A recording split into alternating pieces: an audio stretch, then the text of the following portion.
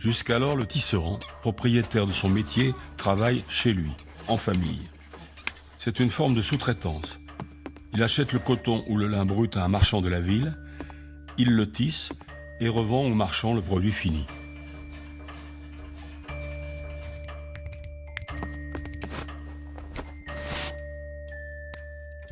Mais à la recherche de profits encore plus importants, le marchand décide de prendre le contrôle de toute la chaîne.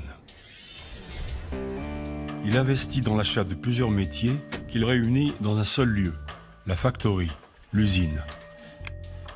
La production plus rapide et plus rationnelle lui permet de produire à moindre coût. Le tisserand indépendant ne peut pas lutter.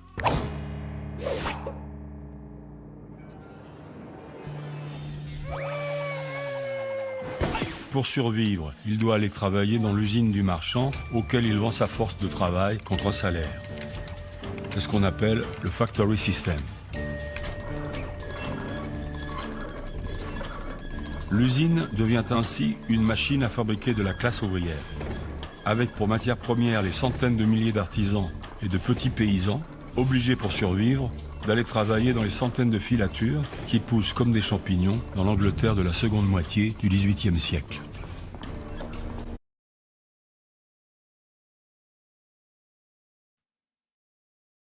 Le contrôle du temps appartient au patron, qui à l'occasion n'hésite pas à truquer l'horloge de l'usine, avançant les aiguilles le matin,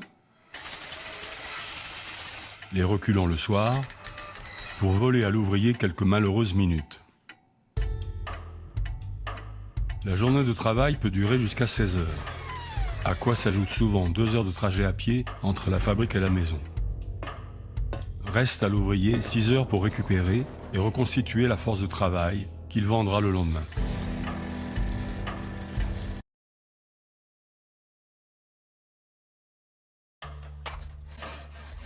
La nature même du travail change. Ce qu'on appelait le métier, le savoir-faire dont l'artisan tirait sa fierté et qui lui permettait de fabriquer un objet de bout en bout, perd de sa valeur.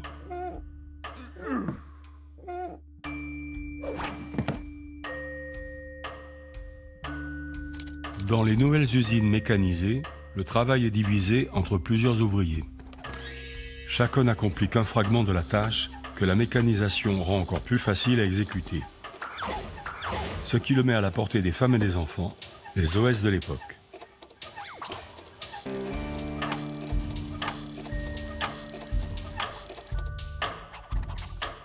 De toute façon, les salaires sont tellement bas que la famille ne peut survivre que si tout le monde va à l'usine.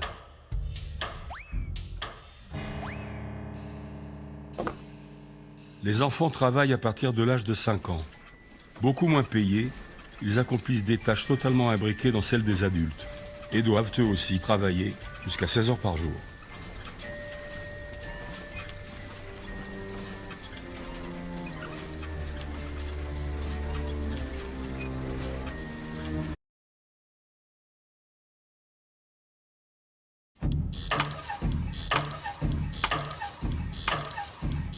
L'introduction de l'énergie vapeur oblige les ouvriers à rivaliser avec des machines dont la puissance et la vitesse sont décuplées. Les cadences sont de plus en plus élevées.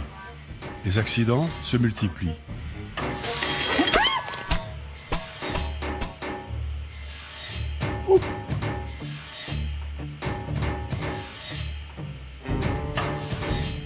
C'est la rançon du progrès technique, dit-on, hier comme aujourd'hui.